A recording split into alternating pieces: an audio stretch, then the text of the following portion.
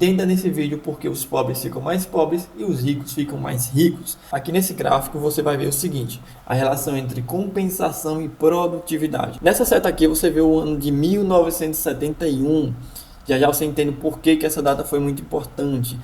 Até os anos de 1971 existia o que chamamos de padrão ouro. Era o sistema econômico no qual as moedas fiduciárias eram lastreadas no ouro. Nesse gráfico a gente vê a linha amarela representando a produtividade e a linha vermelha representando a compensação. Ou seja, quanto mais produtivo você fosse, maior seria a recompensa. Quanto menos produtivo você fosse, menor seria a recompensa. Até os anos de 1971 a gente tinha um gráfico no qual essas linhas caminhavam juntas. Isso quer dizer que a produtividade e a compensação em relação à produtividade eram praticamente iguais.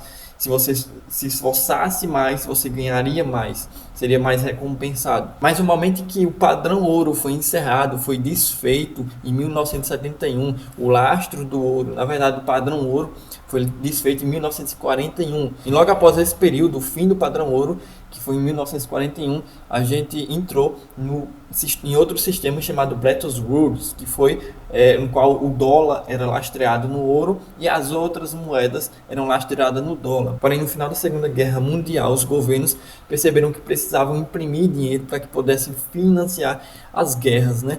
E o padrão ouro, o ouro lastreia como lastro, né? Por mais eficiente que fosse para a economia, para mim ou para você, para a população, não era eficiente para os governos. Então, em 1971, eles desfizeram esse lastro com ouro e adotaram esse sistema fiduciário que a gente conhece hoje. E se você observar nesse gráfico, logo que eles deram fim a esse lastro do ouro, né, a produtividade aumentou absurdamente até os dias de hoje, ou seja, a produção continuou só aumentar, enquanto a compensação começou a diminuir, né? Então o que a gente vê hoje é que por mais que a população seja mais produtiva, a recompensa com relação à produtividade não é a mesma coisa.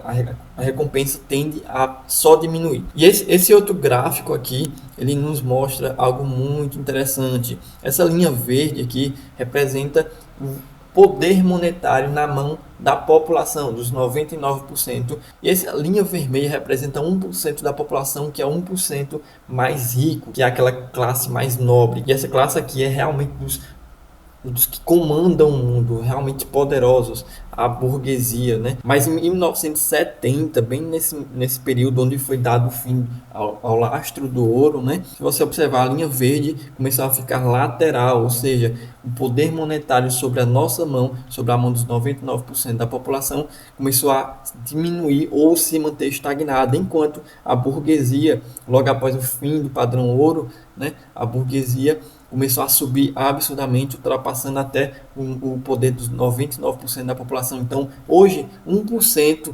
dessa burguesia aí tem um poder monetário, tem um poder do dinheiro nas mãos maior do que 99% da população. Isso tudo aconteceu justamente por conta do fim do padrão ouro e do fim do lastro do ouro com o dólar. E esse gráfico representa muito bem como é que funciona a economia hoje. Se a gente imaginar que essa garrafa de vinho como sendo o banco central, o banco que tem o poder de imprimir todo o dinheiro, né, todo o dinheiro monetário e distribuir para a população, o Banco Central despeja dinheiro aqui nas mãos dos primeiros 1% da população, que é a classe mais rica. De forma bem alegórica aqui, tá? Dá para entender que esse dinheiro só cai na mão da população que está no fundo dessas taças aqui, só cai na mão da população no momento em que esses 1% usufrui de toda essa riqueza aí. E o que sobra fica na mão dos 99% da população. Isso quando realmente acontece, né? Porque muitas vezes a gente vê que esses 1% acabam usufruindo de toda essa riqueza, enquanto os 99% da população só ficam mais pobres, como mostra esse gráfico aqui. E é isso aí, galera. Se você gostou, curte e me segue aí no canal.